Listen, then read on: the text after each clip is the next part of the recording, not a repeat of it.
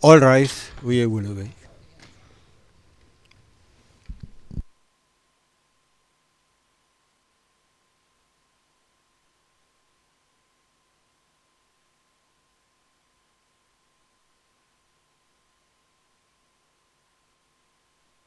Please be seated, veuillez vous asseoir.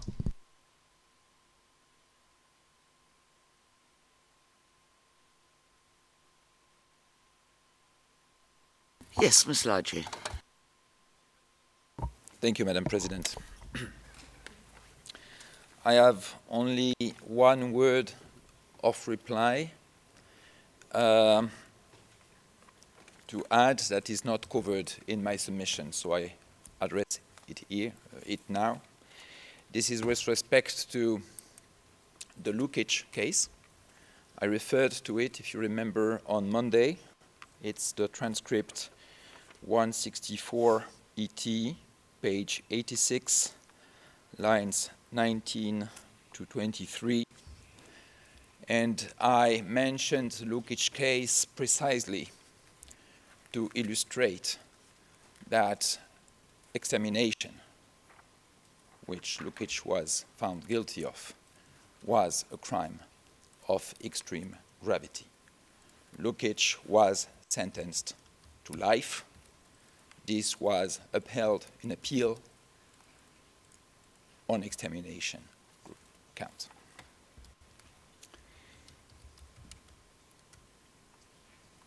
On Monday, in the opening of my oral submissions, I referred to the views and concerns of victims as reflected in the legal representatives' submissions, written submissions. These were repeated this morning by my learned friend, so I don't need to repeat these again. Just no vengeance, justice, the just and fair application of the law. This is what is expected from you, Your Honors. This is what is expected from the court. The application of the law is enshrined in the Rome Statute. As I said also on Monday, this court is the beacon of international criminal justice. As such, it is crucial that it enforces the highest standards of criminal justice and fair trial. In the case of Mr. Abd-Al-Rahman, this role is devolved to you, Your Honors. The beacon is your beacon. If it succeeds in doing so, in implementing the highest standards provided in the statute, your beacon will lead state parties towards the safe havens of compliance with the rule of law where democracies flourish. Should it fail in giving flesh and effectivity to these fundamental principles of criminal justice, your beacon will mislead the state parties on the dangerous reefs where the rule of law and democracies are sinking. The time has come, Your Honors, for you to tell us where your beacon is leading us. Is it the safe havens where democracies flourish? Or is it the dangerous reefs where the democracies sink? It is your choice, and it is ultimately the most fundamental aspect of the determination that you have to make. Among the most fundamental, non-derogable principles of international criminal justice The appeals chamber used the words jus cogens to describe these, are those enshrined in Article 22 to 24 of the Rome Statute. Nullium crimen, nullia pena sine lege, and the non-retroactivity ratione personae of criminal laws. With respect to sentencing, compliance with these principles requires that in the event of a change in the law applicable to a given case prior to a final judgment, the law more favorable to the person being convicted shall apply. That is Article 24, paragraph 2 of the Rome Statute. The insertion of the principle of non-retroactivity ratione personae was an innovation in 1998, a significant progress, turning the page of ex post facto international tribunals created by the international community in Nuremberg, Tokyo, the former Yugoslavia, Rwanda, Sierra Leone, Cambodia, Lebanon, and others. That was to fill the gap of the absence of a truly permanent international court. The principle of non-retroactivity ratione personae did not exist before these other tribunals. There is thus no mystery if in Blaskic, as cited by my learned LLV friend on Monday, or in Galic, as cited by the OTP this morning, the principle of non-retroactivity did not appear. The only relevance of quoting Blaskic or Galic is precisely to emphasize the added value of Article 24, paragraph 2 of the statute compared to these other tribunals, which were ex post facto. At paragraph 123 of its written submissions, the defense has referred to the relevant case law of regional courts in charge of enforcing human rights in relation to non-retroactivity ratione personae. These courts are unanimous. The European Court's Grand Chamber in Del Rio Prada versus Spain, the African Court in Kabalabala Kadumbagula versus Tanzania, and the American Court in Velez-Loor versus Panama all find that the punishment imposed on a convict shall not exceed the limits fixed by the provisions in force at the time of his action. The same principle applies to all crimes, irrespective of their gravity. We referred to a judgment from the Supreme Court of Benin in relation to a mundane traffic offense. But we also quoted the European Court's Grand Chamber in Maktuf and Damjanovic versus Bosnia and Herzegovina. This was a war crimes and crimes against humanity related case.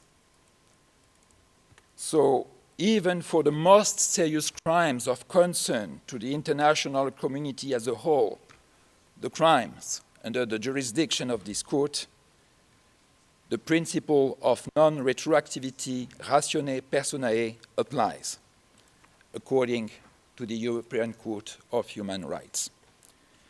Their gravity does not make them an exception to this principle.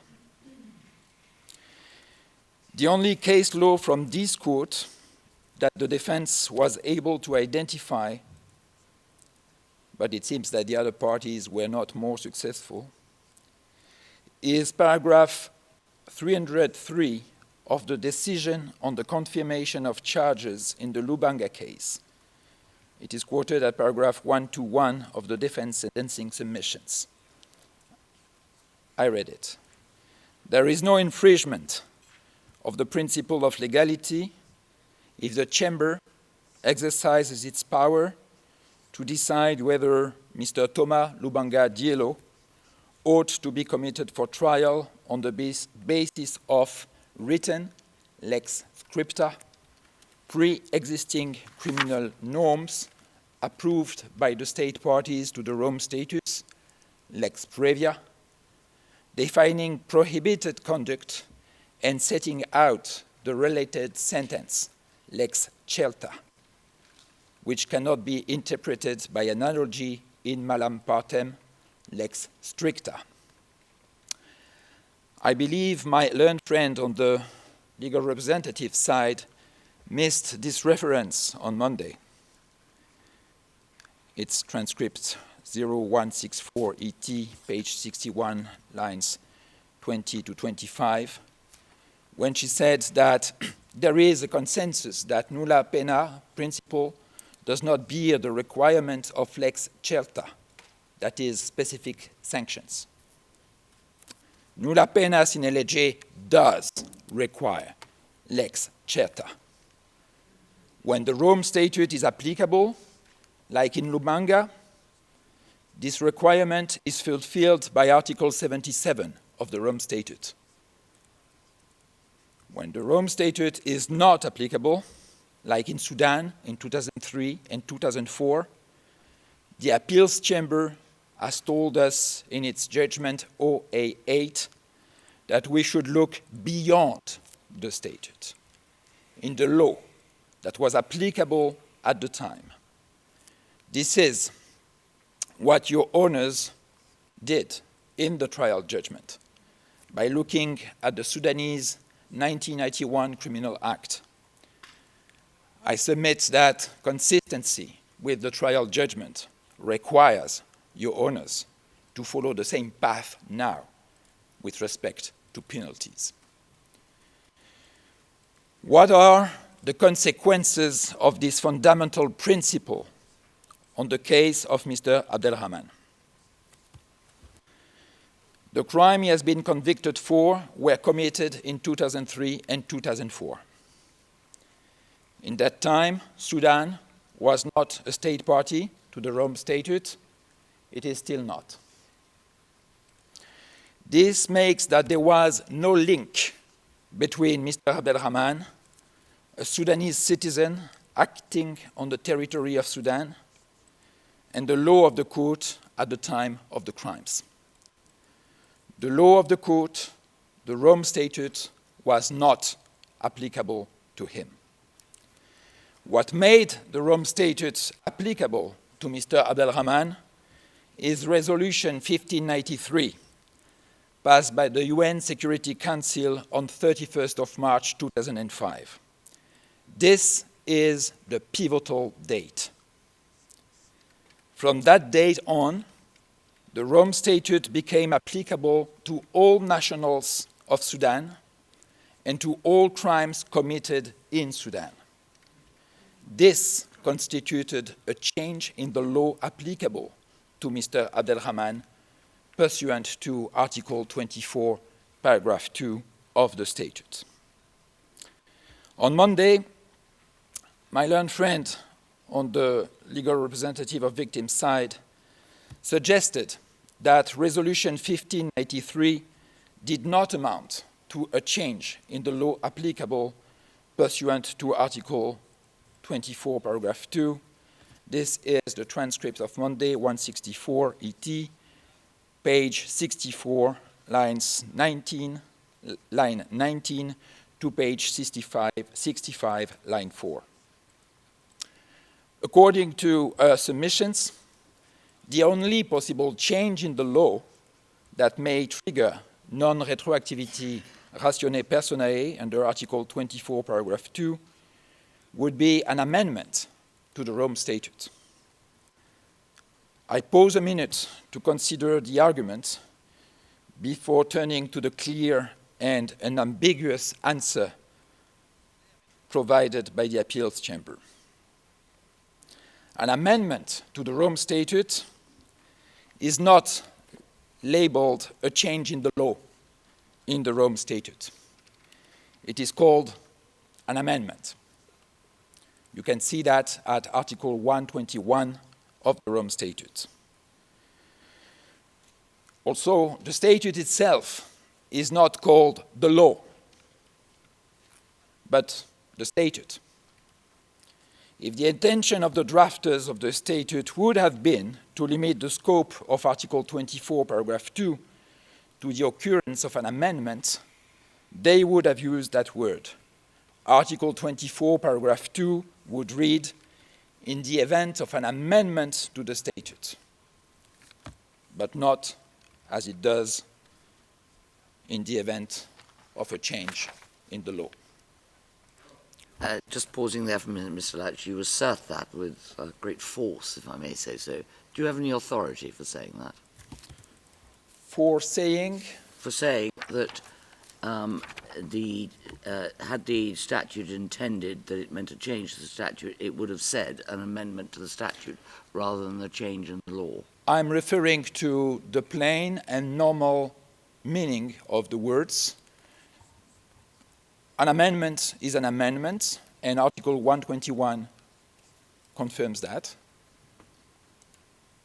The law is the law, and it's not only the statute. Okay, you don't have any authority for saying that, is the simple answer. This is your reading of Yes. Thank you. I can concede that an amendment to the statute changes the law. But these are not, and by far, the only possible changes in the law. Restricting the scope, maybe what I'm going to say will answer your question, Madam President. Restricting the scope of Article 24, paragraph 2, to the sole occurrence of an amendment, as proposed, is nothing else than emptying the principle of non-retroactivity ratione personae from the essential of its substance in a total opposite direction from the case law of the European Court, African Court, and American Court that I quoted earlier.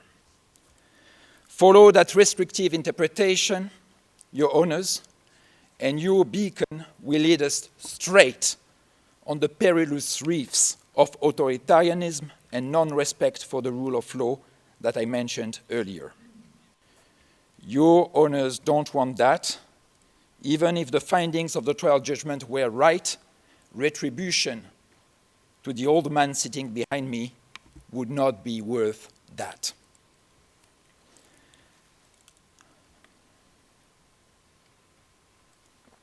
Also, my learned friend omits that Article 24 is not entitled non-retroactivity. It is entitled non-retroactivity ratione personae. What is, and I ask this out of pure rhetoric, the ratione personae dimension of an amendment to the Rome Statute? Can an amendment be ratione personae? Would state parties bother amending the Rome Statute vis-à-vis a specific individual, like, for instance, Mr. Abd-Al-Rahman? The ratione personae qualificative is proof that the non-retroactivity of relevance here is the non-retroactivity of the law applicable to the convicted person, any law applicable to him. It can be his national law, or it can be the Rome Statute, as clarified by the appeals chamber. And by the way, this morning, my colleague from the Office of the Prosecutor acknowledged and confirmed what I just said. I quote from page 2, lines 7 to 9 of today's transcript. Following the referral of the situation in Darfur to the court by the Security Council, the Rome Statute, the rules of this court are the only applicable framework for sentencing. We fully agree, following the resolution, not before. In its judgment OA8, the appeals chamber was considering the application of the principle nullium crimen under Article 22 of the statute. But its ruling applies similarly to the application of the correlated principle of non-retroactivity ratione personae under Article 24. These are inseparable. The law and case law referred to by the appeals chamber at paragraph 84 and 85 of the OA8 judgment encapsulate both without distinction. And what the appeals chamber has to say is the following.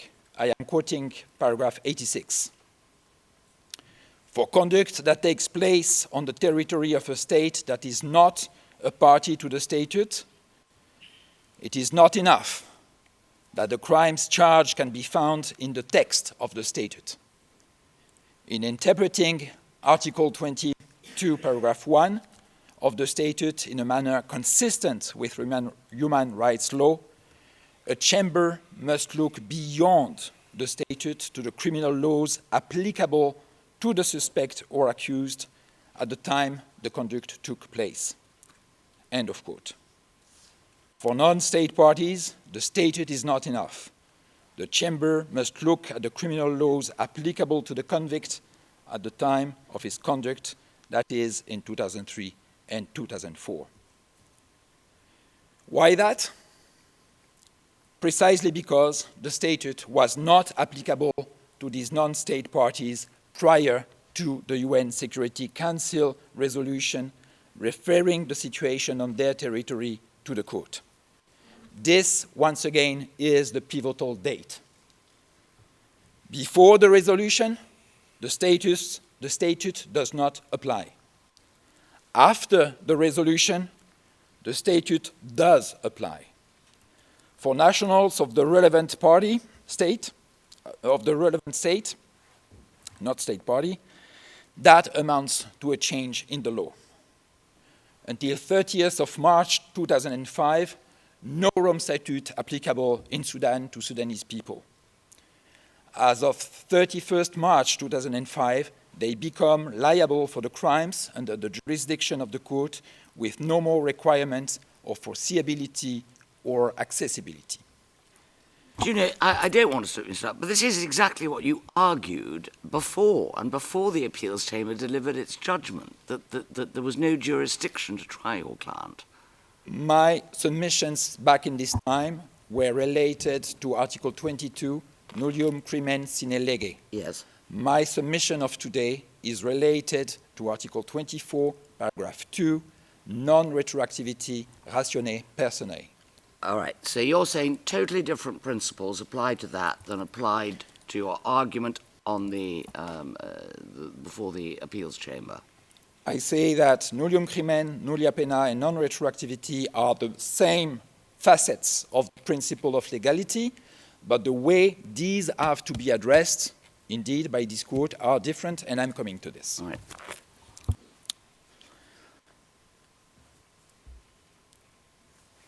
Your Honours have applied this judgment, OA8, at paragraph 28 to 60 of your trial judgment. As instructed by the appeals chamber, you have looked beyond the statute to the relevant applicable law in 2003 and 2004 in Sudan, that is the 1998 Constitution, the 1991 Criminal Act, and the 1986 People's Armed Forces Act. These were in force. These were applicable. At paragraph 34 of your trial judgment, you find, I quote, the 1991 Criminal Act unambiguously described the prohibited conduct and defined the crimes. End of quote. And you refer in footnote 46 to various provisions of the 1991 Criminal Act. This is the way your Honours reached the conclusion that the nullium crimen sine lege standard was satisfied. Now, turning to the non-retroactivity ratione personae aspect, with respect to the determination and sentence, judgment OA8 similarly requires you to look beyond the statute to the criminal laws applicable to Mr. Abd-Al-Rahman in 2003 and 2004, those which provided the penalties applicable for these crimes. But, and this is where I answer your question, Madam President, if there is one difference between the principle nullium crimen nullia pena sine lege and the non-retroactivity ratione personae principle, it is precisely the applicability and relevance of the foreseeability and accessibility test. This test applies to nullium crimen and nullia pena. It requires that the person must have been aware of the criminal nature of his acts and of the penalties punishing it. But there is nothing such in the non-retroactivity ratione personae principle. What the person knows and can foresee does not matter. Unlike what my learned friend on the legal representative bench told you on Monday, transcript 164 ET, page 62, line 3 to 22, and my learned friend in the OTP this morning, I'm at page 12 of the transcript, line 15 to page 14, line 8. So unlike what they said, whether Mr. Abd-Al-Rahman was aware of the penalties under the Rome Statute or not in 2003 and 2004 bears no relevance. It is no longer a subjective test. It is a very objective rule. In case of change in the law defining the penalties for his acts, the more favorable, more lenient law shall prevail, irrespective of the offender being aware of that change or not. So, the non-retroactivity ratione personae test does not require you to run again a foreseeability, accessibility test into your sentencing judgment. It is much simpler than that. It only requires you to compare the penalties under the statute, Article 77, with the penalties that applied in Sudan in 2003 and 2004, and then opt for the most lenient of the two. To assist you in this exercise, the defense called back witness D16. His written statement is in evidence, and he appeared before you yesterday morning.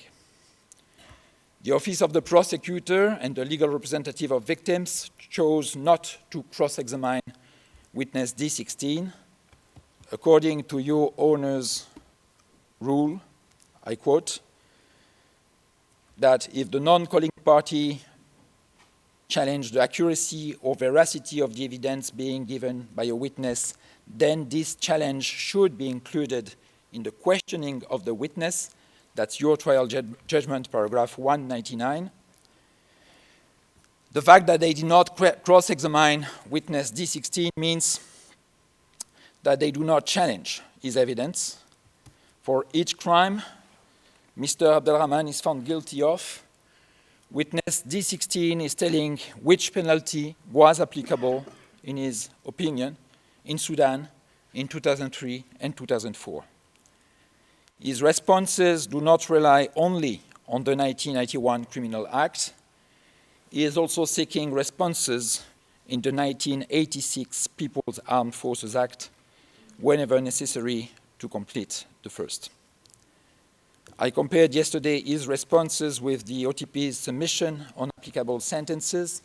Can we have the slide again, please? And this time it has been corrected. I'm said it's not on the screen, the desk screen. Okay, I don't need it. Here it is. So you have seen this chart already. This was the first part of the exercise. On the basis of the responses from witness D16 in the right column, the defense submits that the heaviest individual sentence that a convict may be imposed for the crimes is a term of 14 years imprisonment. That's the proposal of OTP under count 1 in the left column. Mr. Abd-Al-Rahman may also be imposed lower sentences for the other counts. If we stopped here, Your Honours may impose to Mr. Abd-Al-Rahman individual sentences up to a maximum of 14 years proposed by the prosecution under count 1 and lower sentences with respect to other counts. The sentences would fall within the category of the more lenient penalties applicable to him before and after the change in the law dated 31st of March 2005. Your Honours may then impose a joint sentence of no less than 14 years imprisonment and reaching a maximum that could theoretically go up to 30 years pursuant to Article 78, paragraph 3 of the Rome Statute, under the condition that you would find a proper justification for stepping over the gap between 14 and 30 years. But there is a second part to this exercise. It consists in applying the law on sentences to Mr. Abd-Al-Rahman. If I manage to get and keep the attention of your owners this morning, they may have noticed that my demonstration so far was on the applicable principle without applying to the specific case of my client. I do that now. The crux of the matter when applying this principle to him is his age, 76 years. As found by your owners in the trial judgment, the applicable law includes, in the first place, the 1991 Criminal Act. And on sentencing, the 1991 Criminal Act contains a provision, that is Article 33, paragraph 4, which excludes the passing of a sentence of imprisonment upon a person who has reached the age of 70 years. It is on the screen. Thank you. Let me read it. With the exception of armed robbery, IRABA, the imprisonment penalty may not be passed upon a person who is 70 years of age, and where the term of imprisonment is retracted or remitted by reason of attainment of 70 years of age, there shall apply to the offender the penalty of expatriation for the term of imprisonment prescribed. I hope that the plain reading of Article 33, paragraph 4 will bring clarity to my learned legal representative for victims friend as to the applicable exception to the rule excluding imprisonment after 17 years, that the transcript of Monday T164, page 63, line 16, to page 64, line 8.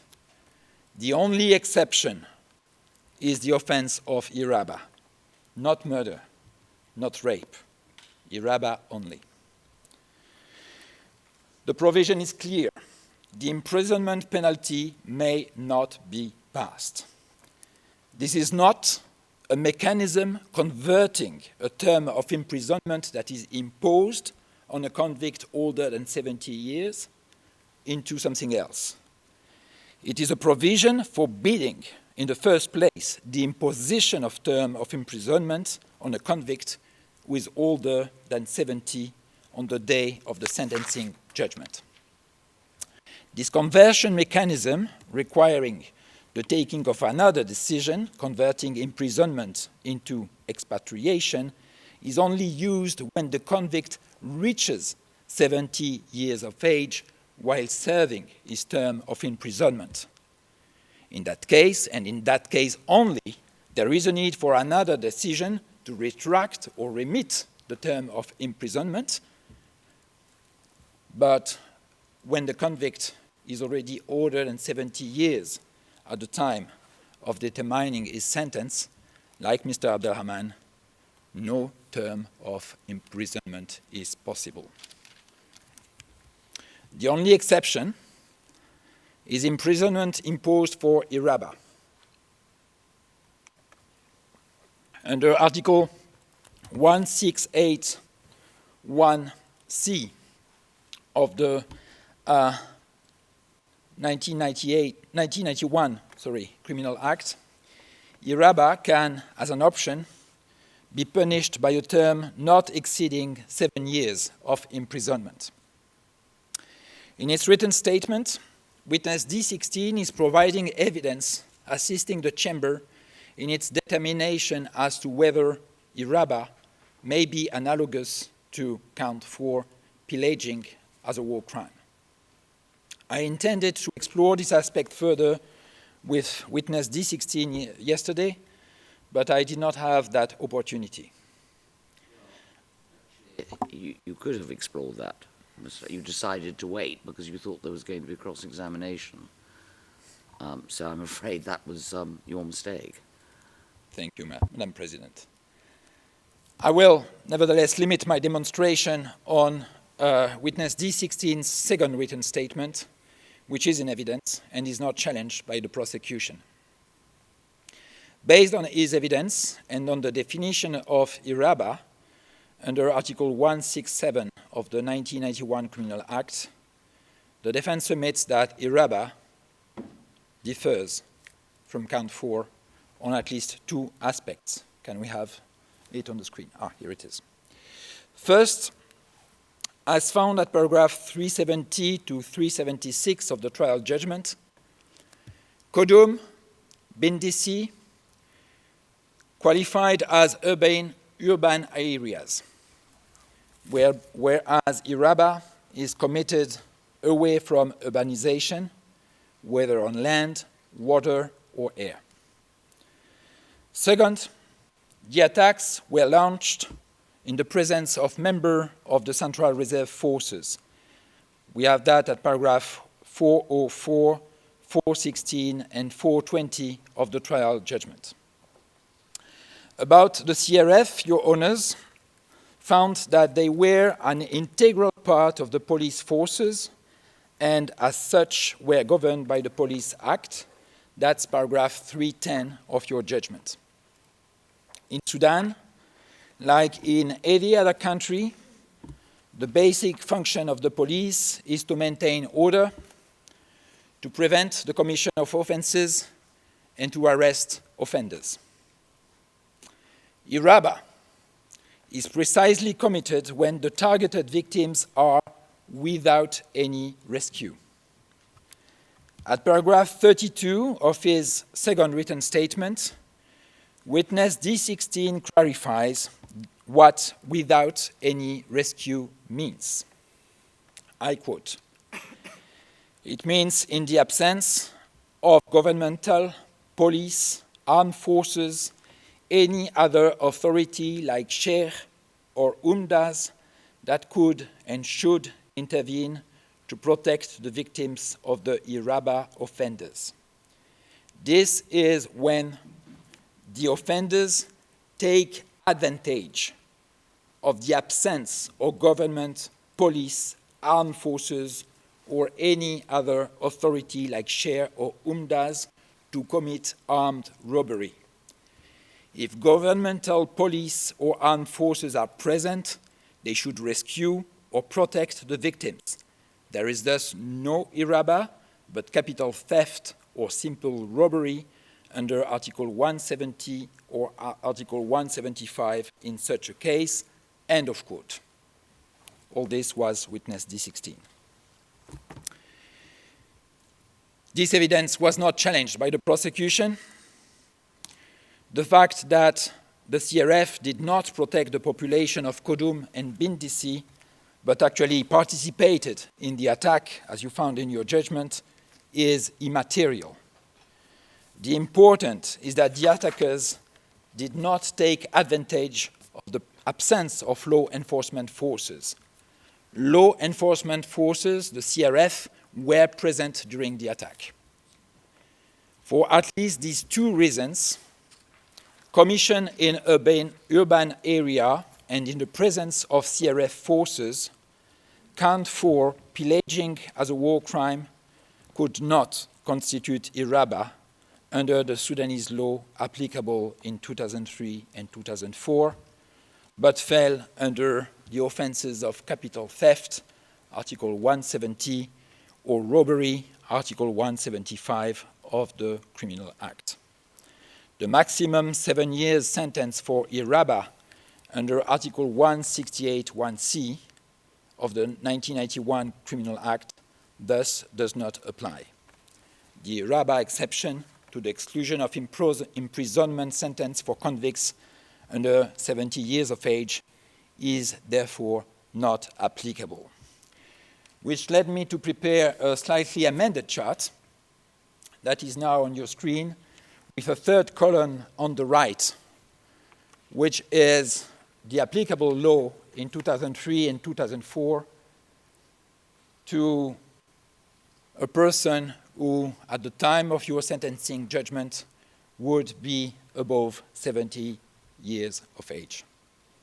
This is the same, again, the same chart that you have already seen, comparing OTP proposals with witness D16's evidence. We now have this third column for convicts over 70 years of age, pursuant to Article 33, Paragraph 4 of the 1991 Criminal Act, in the last column on the right.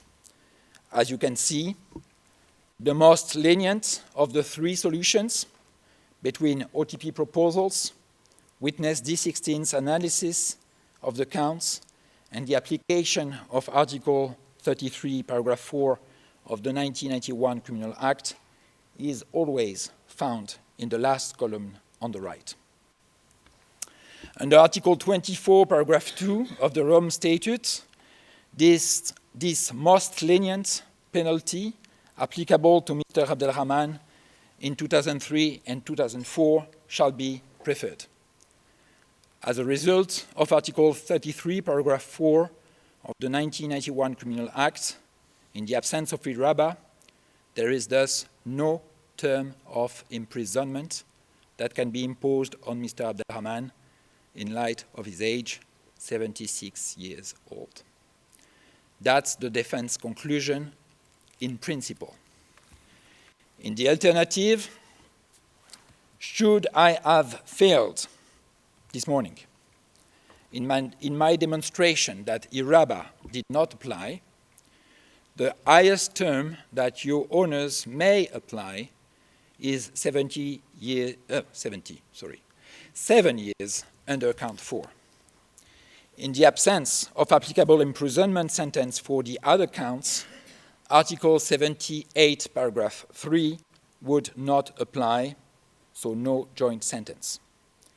Even in that case, the maximum prison sentence compatible with the principle of non-retroactivity ratione personae would be 7 years.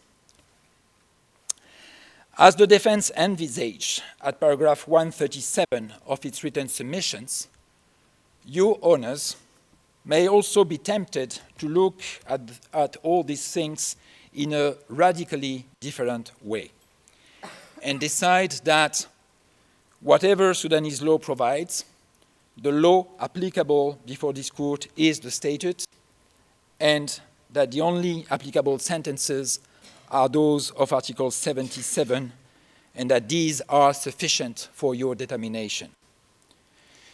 The issue would look much simpler. No need to question Sudanese law. Your owners apply Article 77, Paragraph 1, and impose a sentence not exceeding 30 years of imprisonment or life imprisonment. End of the story. But the statute to which your owners would give prevalence under this reasoning includes Article 24, Paragraph 2, non-retroactivity ratione personae, and this article of the statute requires in the event of a change in the law, the application of the more lenient penalty to the convict. There was a change in the law. The appeals chamber told you so in its judgment OA8. Before 31st of March 2005, the statute was not applicable. This is the reason why your owners had to go through their determination of nullium crimen sine lege in the trial judgment. There would have been no need for that exercise had the statute been applicable to Mr. Abd-Al-Rahman in 2003 and 2004. This change in the law requires you now to look at the more lenient penalties in Concur, and as far as imprisonment is concerned, the Sudanese law excluding imprisonment for convicts of 70 years and more is by far the most lenient. The application of the statute can lead to no other conclusion unless the beacon that your owners embody elects to lead us towards the perilous direction of the reefs of non-compliance with the non-retroactivity ratione personae, fundamental, non-derogable principle enshrined in Article 24, paragraph 2 of the statute. That is an essential component of the rule of law. And what do you say in respect to this argument as regards the appeals chamber's decision in Bemba and Ongwen? In Bemba, we were in Central African Republic, a state party. In Ongwen, we were in Uganda, a state which had first accepted the jurisdiction of the court and then became a state party. So this is not the same situation. I see. So you say the defining difference is whether a country is a state party or isn't a state party. I'm not the one saying that. The appeals chamber said it. Yeah. In OA8. Yeah. All right. Thank you. I have no doubt, your honors, that I fully measure the radical divergence between the public opinion and expectations expressed by the Office of the Prosecution, the views and concerns of the victims expressed by the legal representatives, and the consequences of the strict and plain application of the law exposed by the defense. Mr. Abd-Al-Rahman was found guilty of all crimes he was accused of on 6 October 2025. But there is no imprisonment sentence applicable to him other than maybe a term of 7 years if you compare count 4 to Iraba. This is abrupt. I dare even say it is vertiginous. But this is the only reasonable consequence of the application of the law of the court, especially Article 24, paragraph 2 of its statute, the non-retroactivity ratione personae principle. In introduction to my oral submissions on Monday, I insisted on the importance of this fundamental principle, a jus cogens norm, according to the appeals chamber. Jus cogens literally means constraining law. I'm convinced that you don't like the outcome of it. The prosecution does not like it. The victims will not like it. And if I authorize myself for the first time in 5 years to express an opinion based on the only findings of your trial judgment, my background working in humanitarian organizations and as a legal advisor for chambers before sister international tribunals makes that I don't like it either. But the law is constraining us all. It constrains me, in the first place, to ask you to apply no prison sentence or, at worst, 7 years sentence to my client. And it constrains you I'm afraid, to accept it. Your owners can not. That's what your submission is. This Mr. is my Lauchi. submission. You're not. Everything is my submission. Yes.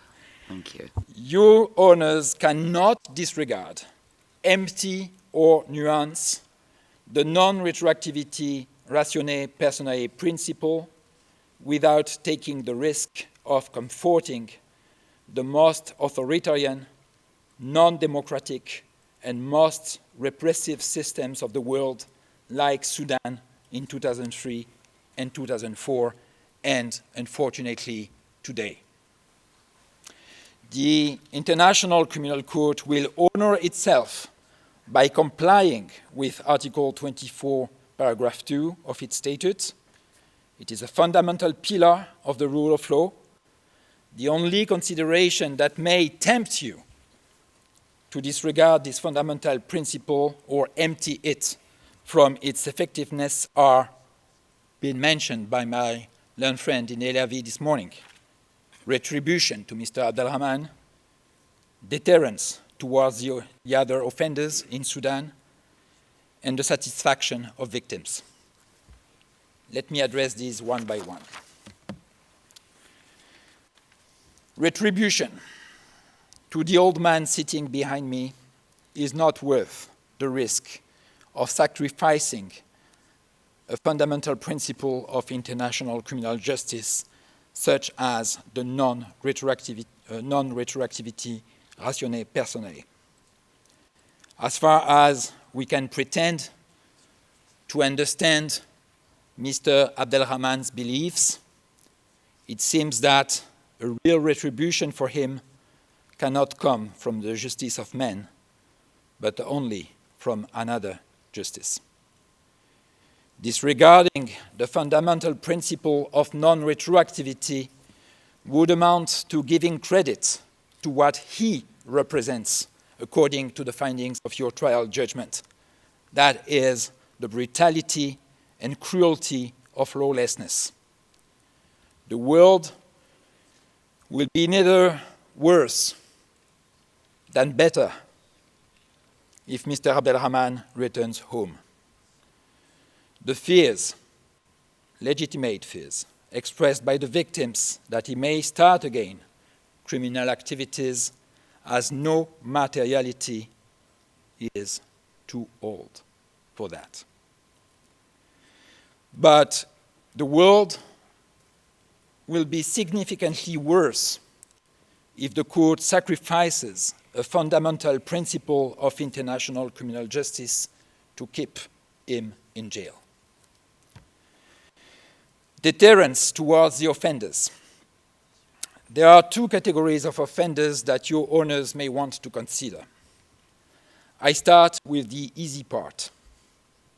Those committing crimes in Sudan at the time I am talking. The strict and fair application of Article 24, paragraph 2 of the Rome Statute will not benefit those. They are committing international crimes under the empire of the International Criminal Court, which they entered on the 31st of March 2005 and never left. If some of these get arrested and transferred to this court, let's all wish so,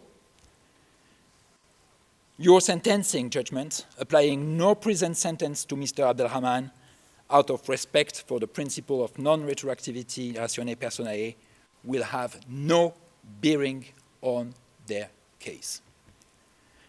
The second category are those already wanted by the court and still at large: Harun, Hussein, al-Bashir, and Banda. Very easy regarding the last one. The crimes Banda is charged with were committed in 2007. That is under the rule of the Rome Statute. Non-retroactivity ratione personae cannot benefit him.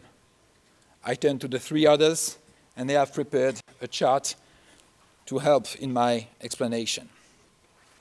As you can see on this slide, these are but a few examples of crimes falling under the jurisdiction of the court that were committed in Darfur, Sudan, after 31st of March 2005, that is, once the law of the court had become applicable in Sudan. These examples were found in open source with the limited means available to the defense team. The defense has no doubt that the Office of the Prosecutor investigators already know more and are capable of investigating other crimes committed over that period. In 2008, in West Darfur, various localities were attacked in a coordinated action between Janjaweed and Sudan armed forces. Oh, we can, you don't need to read this out. We can all see Okay, it. I summarized just to say that with these only 4 examples running from 2008 to 2016, Mr. al-Bashir was the president of Sudan all over the period. The rule of non-retroactivity would not apply because it's after 2005, so the age limit under Sudanese law would not be applicable. He can be sentenced. The same for Minister Hussein, except the last one in 2016. I speak... Mr. Archie, I'm going to stop you because this is all speculation as to whether they would be charged or whatever. I fully agree. We are just here, just a moment, let me finish, please. We are here simply to deal with the case of your client and not worry about people who are not before the court. Okay. Madam President, I just wanted to reassure you that not applying a prison sentence to my client will not prevent the prosecution of other people like these, the 3 gentlemen named in this chart by this court. I stop here.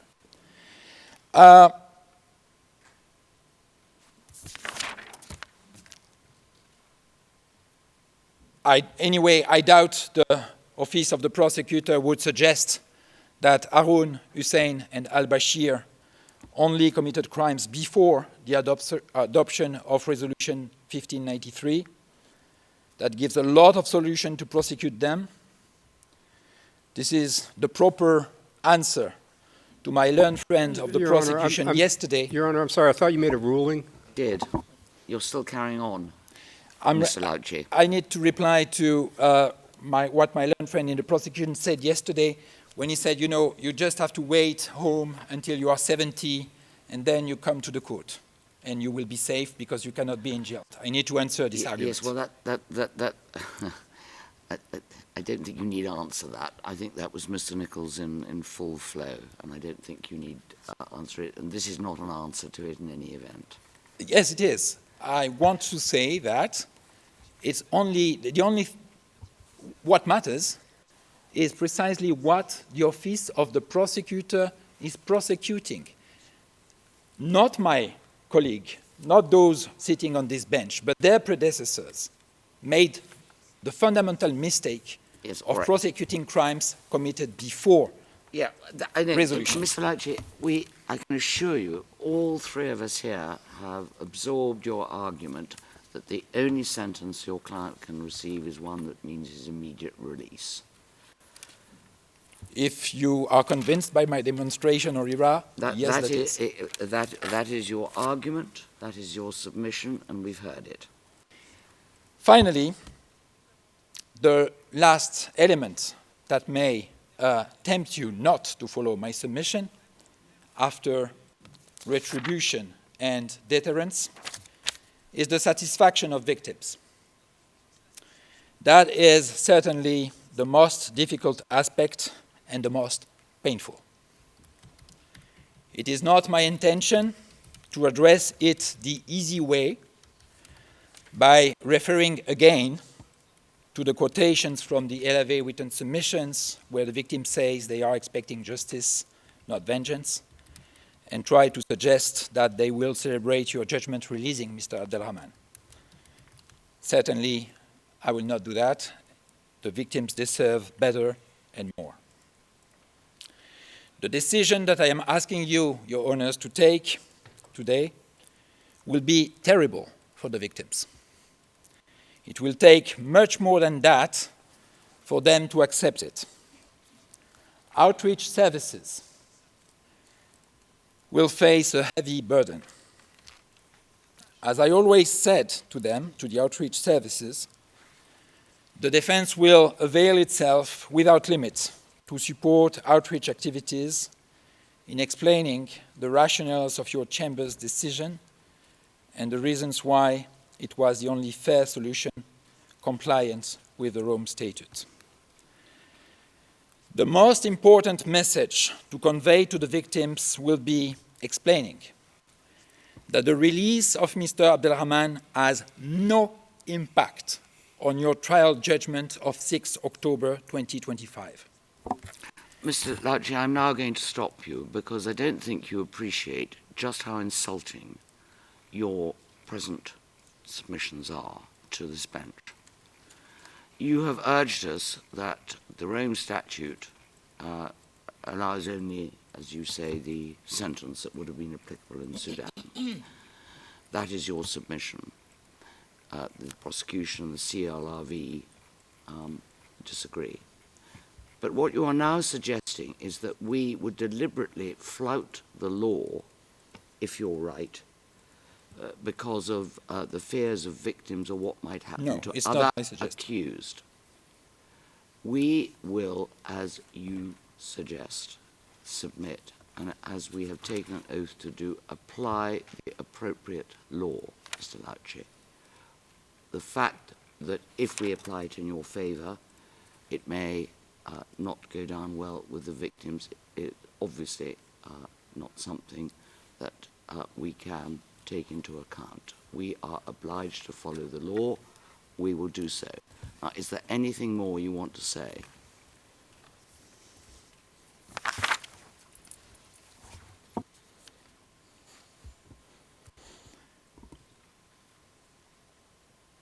I understand, Madam President. I thought it was useful to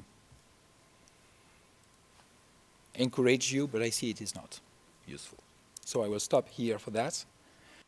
The last thing that I would like to say is that, because that's also important for the victims, your decision on the sentencing will have no impact on the full application of Article 75, Paragraph 2 on reparations. Even without a present sentence, Mr. Abd-Al-Rahman would remain convicted, and the condition for reparations to victim will remain fulfilled. Releasing Mr. Abd-Al-Rahman, pursuant to Article 24, Paragraph 2 of the Statute, will not prevent reparations for victims. To some extent, one may say that it will make these reparations even more imperious.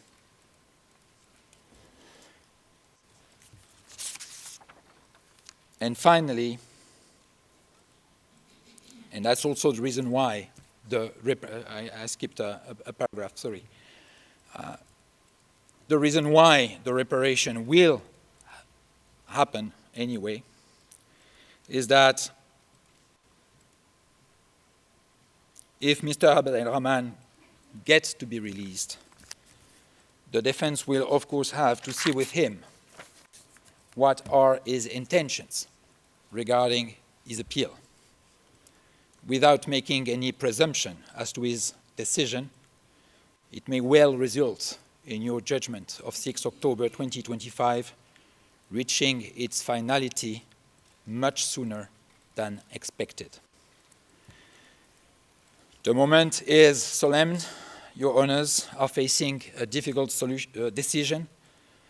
The defense did its utmost to assist them in taking it. I have no more to say.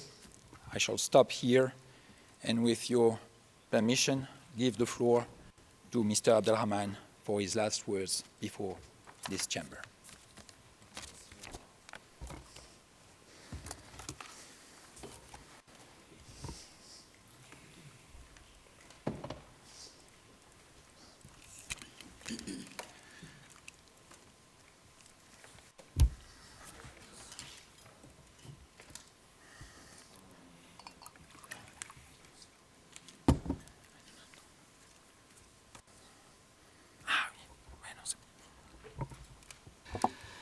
Yes.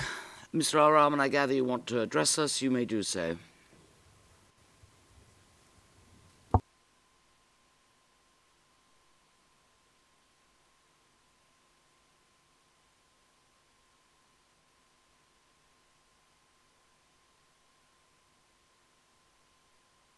الصلاة والسلام على رسول الله. وبعد، أسأل الله أن يتقبل شهدانا في الفاشر وبارا وضاحي كردفان، ونشفي ويشفي ربنا يشفي مرضانا ويفك أسرى المسجونين. نطلب من المحاربين أن يتوقفوا القتال في الفاشر وفي جميع أنحاء السودان.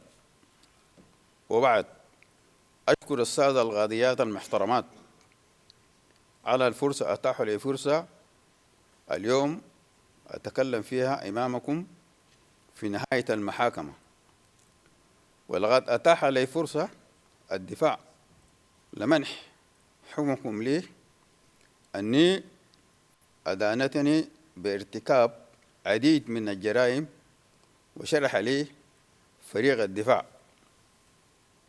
هذا الحكم يفتح باب أمام مرحلة تعويضات لصالح الضحايا، ويسرني الحمد لله أن ضحايا عام 2003 و2004 سيتمكنون خيرا من الحصول على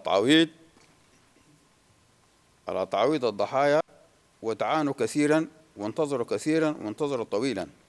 ما زال يعانون، إنهم في حالة ماسة إلى هذا التعويضات.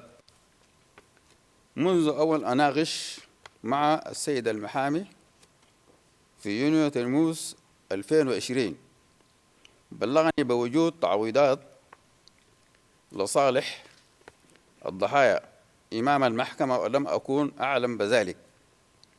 وقبل أن أسلم نفسي وراء أن هذه أمر عظيما، في خلال المحاكمة سمعت روايات الهجومات في كدوم وبندس وعدد من مجر، وعدد العدمات في مجر وديليج، وكان لذلك كان مرة مريبا.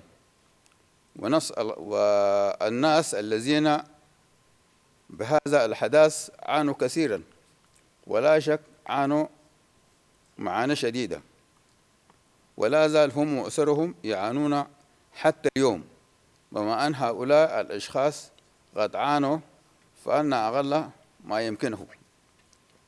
ولمنح التعويضات لم يكون من الضرر ينتظروا 5 سنوات حتى نهاية هذه المحاكمة. للقيام بذلك لقد طلبت من السيد المحامي أن يبدو في تنفيذ تعويض فورا لمنذ عام 2020، ولكن المحكمة رفضت وقالت أنه يجب أن الانتظار ضرر الضحايا ولا انتظار، لأن معاناتهم. ولكن اليوم انتهت المحاكمة وقد تحقق الشرط الذين وضعته المحكمة لمنح التعويضات للضحايا. لذلك أطلب مجددا أنه الضحايا كدوم وبندس ومجر وديليج الذين سمعتهم عانوا مساهمتهم في حوجة ماسة للتعويضات، ولهم حق فيه، وقد طال الانتظار كثيرا ما تمنحه لهم دون مزيد من التأخير. وأنا لا أملك شيء، وأنا رجل فقيرا وكنت لا زال فقيرا، وعن حياتي أسرتي تعتمد على قليلا الذين أملكه حتى تم لي أن يكون لديه وسيلة لتحقق معاناة هذا الأشخاص المساكين، وكما هو الحالة بالنسبة لجميع الضحايا الحرب في السودان. ولو كنت لدي إمكانيات لفعلت ذلك دون تردد. ولكن لا وسيلة لي الآن. شرح لي السيد المحامي هذه الصندوق لصالح الضحايا، ويمكن أنه يتقدم لهم تعويضات. أعلم كيف يعمل هذا الصندوق، غير أنه مبادرة طيبة وبناءة على طلب إقيام المحامي بزيارات إلى هذه الصندوق وتباحث معه حول كيفية تمكن لضحايا السودان من الحصول على تعويضهم وكيف يمكن أنه أسهامهم. وقال لي الصندوق يتلقى تبرعات ويمكن تخصيصها لضحايا دارفور.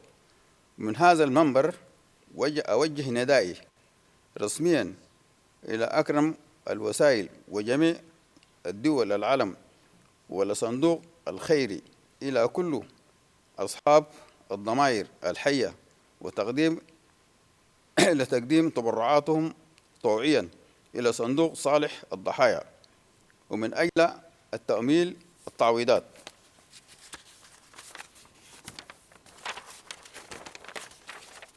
المتخصصة لضحايا دارفور، وأن السودان دمرتها الحرب، وهذا الحرب جلبت معه المجاعة والأوبئة وكثير من المعاناة من الإنسان عانوا شديدا، وتحملهم ومواطنين أبرياء لا يطلبون سواء أن يعيشون بسلام.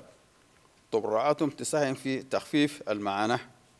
وضحايا الحرب في دارفور عام 2003 و2004 أما ضحايا اليوم فهم يحاجون إلى مساعدته أيضا الماضية.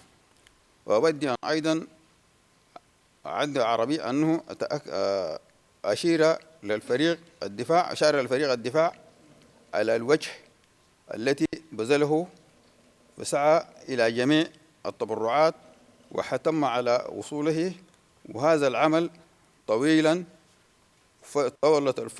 طولت فترتي محاكمتي، وكنت أدعى الله يوميا من أجل خلاصة الضحايا، وإنهم معاناتهم معاناة ومعاناة أسرهم، ولا زالوا يواصلون المعاناة.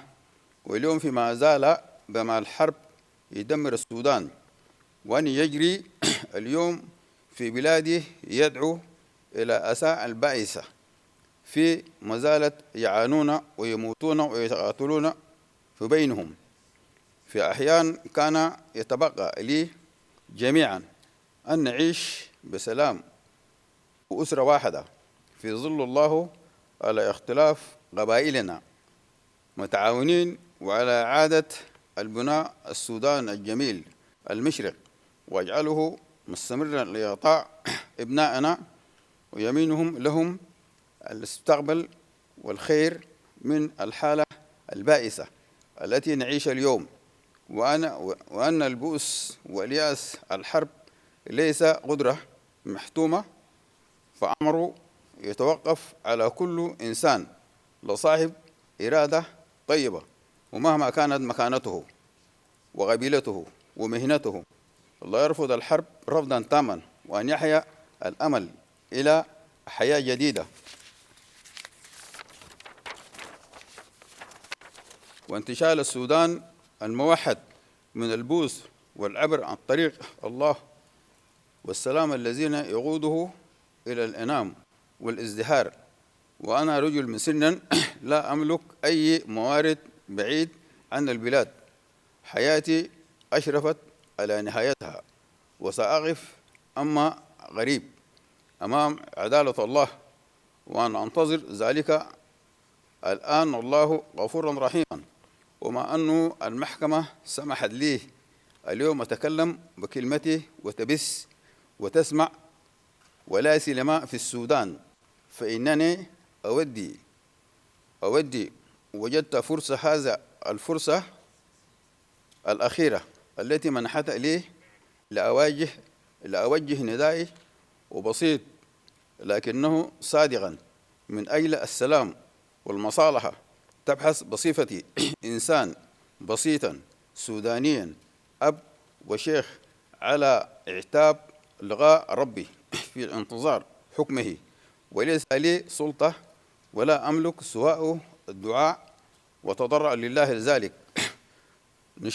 نناشد ابناء الوطن على اختلاف قبائلهم عربيا أو ليس عربيا، جميعهم سودانيين متساويين، ولا يسلما الشباب أنه يلغوا السلاح أرضا ويرفضون القتال وتواصلون إلى العسكريون في السودان وإلى كل من بيده سلطة وعلى أخوته سودانيا أن يضع أحد القتال، وأن نعمل بجدة من أجل عودة السلام الدائم المزدهر. وأقول إلى المحاربين الفريق أول ركن عبد الفتاح البرهان والفريق أول محمد حمدان دقلو، أنتم ما عندكم إطفال، وأن الحرب التي خضتونه نعيلة كأنها عندكم ابناء، ومن أجل الخلاصة ابنائكم وأحفادكم وجميع أطفال السودان. وأطلب منكم بصفتي أب وجد إن لا داعي لهذه الحرب الجنيئة.